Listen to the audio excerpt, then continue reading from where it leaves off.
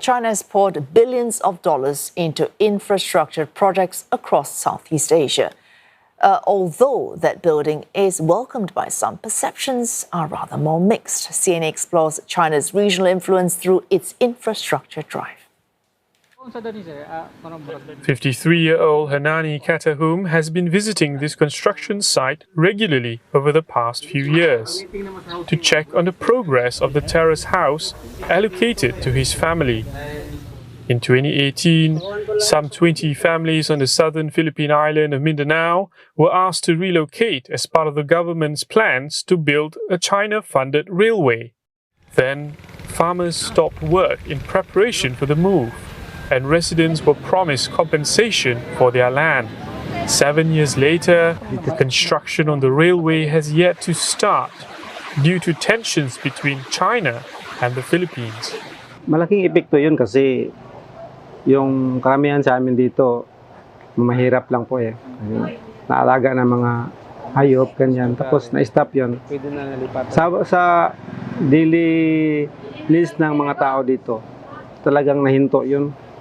Tapos nahirapan. Yung iba umutang na nga eh kasi umasa na bayaran sila. Many major Belt and Road projects in the Philippines have been abandoned due to territorial disputes between Manila and Beijing in the South China Sea.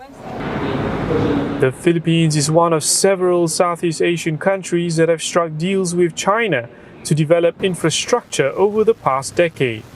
These projects are funded by low-interest loans under the Belt and Road Initiative, which has surpassed $1 trillion in engagement. But opinions of the deals are divided.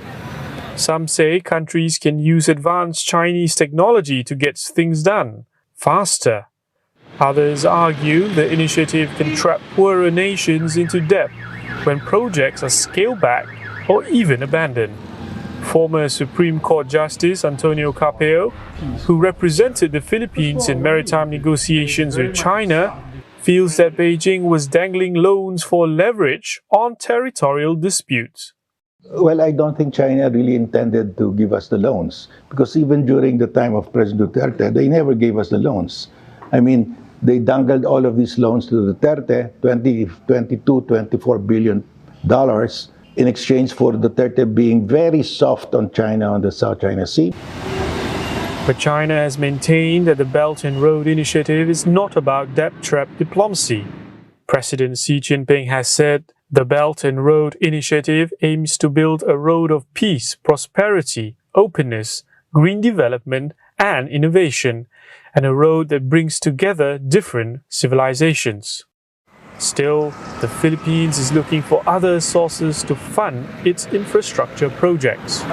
The Philippine government is now talking with the United States, talking with Japan, talking with European countries, and other like-minded states, okay, and mostly Western states. But they are also taking them too slow to implement because of some procedural concerns. I don't think Marcos Jr. will be able to accomplish any major infrastructure projects under his administration because his term is ending in 2028. Despite the territorial disputes, some Filipinos are keen for the government to return to the negotiating table with China and break the current stalemate. Amir Yusof, CNA, Mindanao, Philippines.